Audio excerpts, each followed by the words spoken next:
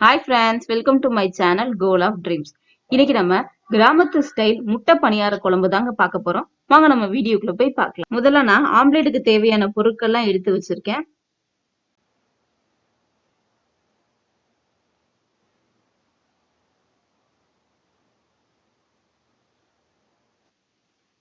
இப்போ நான் முட்டையை நல்லா கலந்து எடுத்து வச்சிருக்கேன்.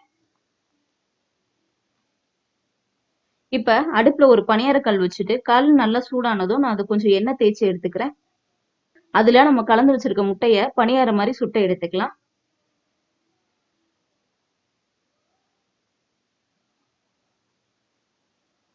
இப்போ ஒரு பக்கம் வெந்துருச்சு, நம்ம இன்னொரு பக்கமும் அதை திருப்பி போட்டுக்கலாம். கிராமத்துல எல்லாம் பாத்தீங்கன்னா வீட்டுக்கு யாராவது விருந்தாடி வந்துட்டாங்கன்னா உடனே அவங்கனால கறி மீன் அந்த மாதிரி எடுத்து சமைக்க முடியாத நேரங்கள்ல அவங்க இந்த முட்டை குழம்பு தாங்க வச்சு கொடுப்பாங்க. இது கிட்டத்தட்ட ஒரு மீன் குழம்பு சாப்பிட்ட ஒரு திருப்தியை கொடுக்கும். பாருங்க, ரெண்டு பக்கமும் நல்லா வெந்து வந்துருச்சு. பாருங்க முட்டை எந்த அளவுக்கு புசு புசுன்னு வந்திருக்குன்னு. இந்த குழம்பு கிட்டத்தட்ட மீன் குழம்பு மாதிரியே இருக்கும். இப்ப நம்ம சுட்டு வச்சிருக்க பணியாரத்தை எடுத்துக்கலாம். இப்ப நம்ம குழம்பு ரெடி பண்ணிக்கலாம். நான் ஒரு கடாயில கொஞ்சமா 3 ஸ்பூன் அளவுக்கு நான் எண்ணெய் சேர்த்திருக்கேன். இதுல ஒரு 1/4 ஸ்பூன் அளவுக்கு நான் பெருஞ்சீரகம் சேர்த்துக்கிறேன். ஒரு 1/4 ஸ்பூன் அளவுக்கு நான் வெந்தயம் சேர்த்துக்கிறேன். கொஞ்சம் கருவேப்பிலை சேர்த்துக்கிறேன். கருவேப்பிலையை நல்லா பிச்சு போடுங்க, அப்பதான் ஒரு நல்ல வாசமா இருக்கும். ஒரு 2 பச்சை மிளகாய் சேர்த்துக்கிறேன். கொஞ்சம் வெங்காயம் சேர்த்துக்கிறேன். இப்போ கொஞ்சம் தக்காளி சேர்த்துக்கிறேன். இப்போ இது எல்லாத்தையும் சேர்த்து நல்லா வதக்கி விட்டுக்கலாம். பொடி சேர்த்துக்கலாம். இப்போ நான் 3 ஸ்பூன் அளவுக்கு குழம்பு மிளகாத்தூள் சேர்த்திருக்கேன்.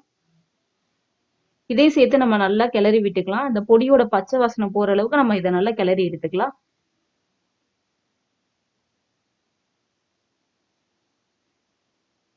இப்ப இந்த குழம்புக்கு தேவையான அளவு நான் புளி தண்ணி சேர்த்துக்கிறேன்.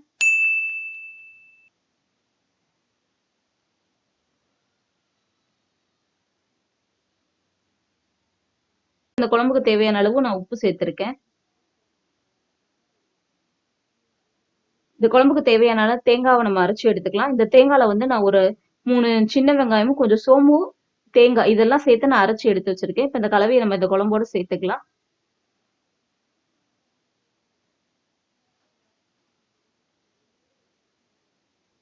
பாருங்க குழம்பு எந்த அளவுக்கு கொதிச்சு வருதுன்னு. பாருங்க குழம்பு நல்லா கொதிச்சு வந்துருச்சு. பாருங்க எண்ணெயெல்லாம் நல்லா பிரிஞ்சு வந்துருச்சு. இப்ப நம்ம எடுத்து வச்சிருக்க அந்த பணியாரத்தையும் இதோட சேர்த்துக்கலாம். பாருங்க குழம்பு ரெடி ஆயிடுச்சு. முட்டை வந்து அந்த குழம்போட சேர்ந்து எந்த அளவுக்கு நல்லா கொதிம்பி வந்துருச்சு பாருங்க.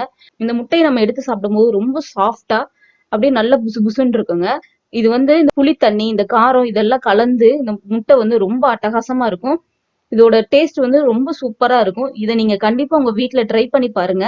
கிட்டத்தட்ட மீன் குழம்பு டேஸ்ட் இருக்கும். கண்டிப்பா இதை ட்ரை பண்ணி பார்த்துட்டு எப்படி வந்துச்சுன்னு எனக்கு கீழே கமெண்ட் பாக்ஸ்ல கமெண்ட் பண்ணுங்க.